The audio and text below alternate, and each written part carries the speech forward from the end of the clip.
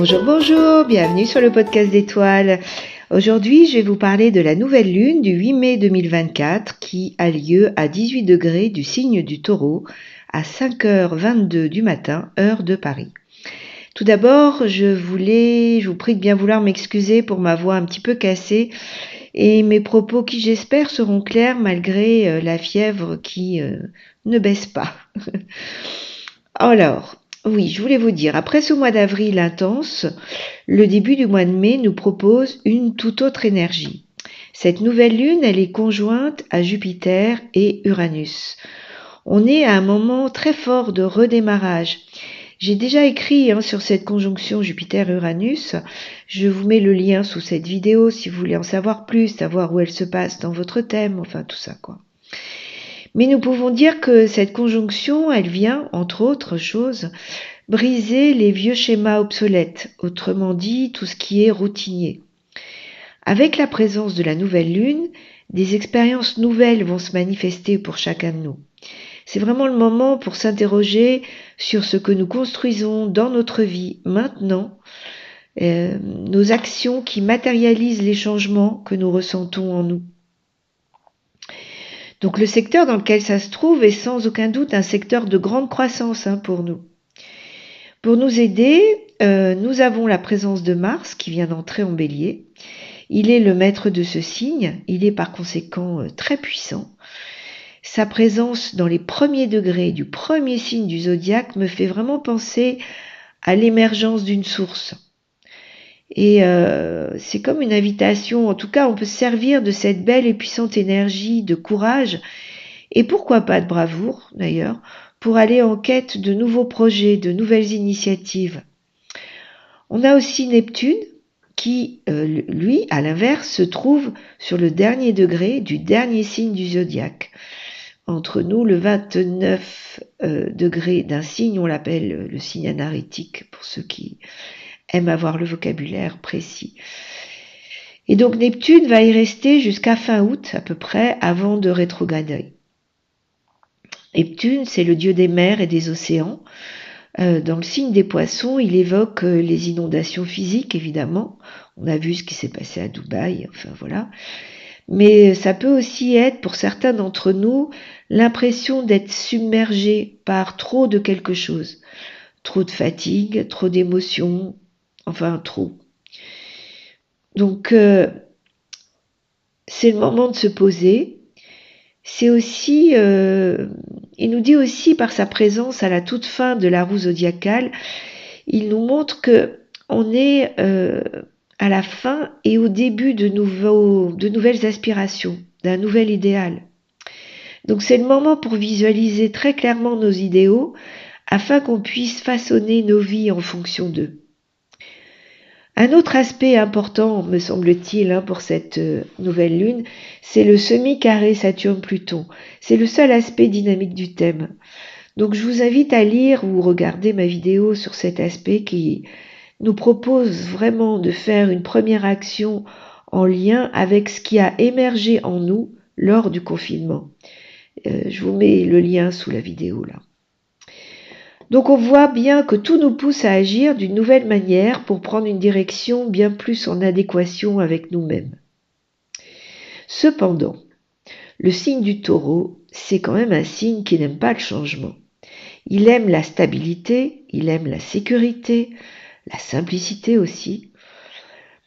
On voit bien qu'il y a beaucoup de changements en ce moment concernant ne serait-ce que nos fréquences énergétiques. On voit bien que ça bouge tout ça. Donc nous sommes invités à observer avec attention notre besoin de sécurité. Soyons attentifs à ce à quoi nous essayons de nous agripper. Rappelons-nous que la sécurité la plus fiable passe par un ressenti intérieur. Les conditions extérieures ne pourront jamais être totalement sécurisantes. C'est un leurre absolu. La sécurité, c'est un état d'être intérieur. Cette nouvelle lune, donc, elle nous invite à nous brancher sur nos centres intérieurs, à cette solidité en nous, en sachant qu'on va pouvoir y revenir à tout moment quand cela est nécessaire. C'est le gros avantage d'ailleurs de l'avoir contacté. Et on est aidé par Saturne, qui est au sextile de la nouvelle lune. Donc cela nous permet de nous sentir plus sécures, plus forts. Ce Saturne, il nous aide, c'est un vrai soutien. Et ça va nous aider pour emprunter ce nouveau chemin qui se dessine. C'est une très belle énergie de soutien, surtout pour tous les signes de terre, enfin, c'est-à-dire donc le Taureau, la Vierge et le Capricorne. Les planètes, elles sont très centrées en ce moment sur quelques signes, on le voit sur le thème, il n'y a que 4 signes dans lesquels elles se trouvent, sur les 12. Donc, moi je pense que ce serait pas mal de nous centrer, de nous concentrer sur les choses importantes de nos vies, afin de prendre en compte les priorités et de créer des projets concernant ces priorités justement. Et puis pour nous aider, l'énergie du Taureau nous parle aussi de nos 5 sens. Alors servons-nous-en, écoutons de la musique apaisante, ressourçante, regardons la beauté des fleurs, humons leur parfum quand nous ne sommes pas enrhumés, touchons la terre, dégustons un bon jus de citron rafraîchissant.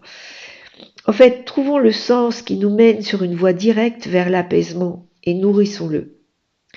Nous sommes à un moment où il est important de pratiquer intentionnellement des respirations, la cohérence cardiaque, tout ce qui peut apaiser le système nerveux pour nous permettre d'y voir clair. Vous voyez, parce que nous sommes vraiment au début de quelque chose. Le signe du Taureau, il nous parle aussi d'abondance. Donc c'est un très bon moment pour regarder ses finances et observer le discours intérieur que nous faisons sur le manque afin de nous en libérer de cette peur du manque et d'accueillir la profusion de chemins possibles qui s'offrent à nous. Et puis il y a aussi Senna qui vient d'arriver en Gémeaux et qui m'intrigue un peu. Elle y restera jusqu'en 2067. Elle était en Taureau, je crois, depuis 1966. Le mythe de Senna, en quelques mots, nous parle d'une femme qui est manipulée par son mari, jetée à la mer par son père. Elle va s'accrocher dans un premier temps au bateau, son père va lui couper les doigts, et elle va donc plonger dans les profondeurs de l'océan où elle va se transformer en une déesse océanique. Les Inuits, d'ailleurs, l'honorent toujours avant d'aller en mer. Donc elle nous parle de la place du féminin qui, si elle est bafouée, va dans les profondeurs se transformer et déchaîner des tempêtes. Il s'agit vraiment là de la vibration du respect du féminin, donc des femmes, mais aussi de nos parties féminines d'écoute et de réceptivité. Elle nous parle donc de la transformation au sein du silence, dans nos profondeurs.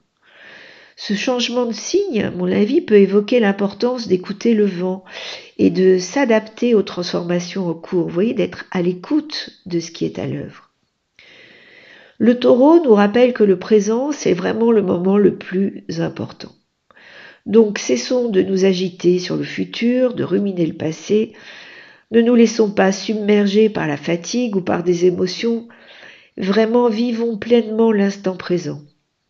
Et ce faisant, nous serons toujours prêts à agir quand ce sera le moment. Vous voyez, puisque les énergies nous poussent à bondir, à réagir au quart de tour.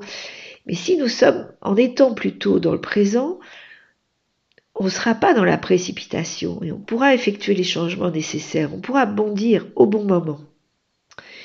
Pour terminer, rappelons-nous qu'une nouvelle lune, c'est toujours une nouvelle graine d'intention que nous plantons dans nos vies.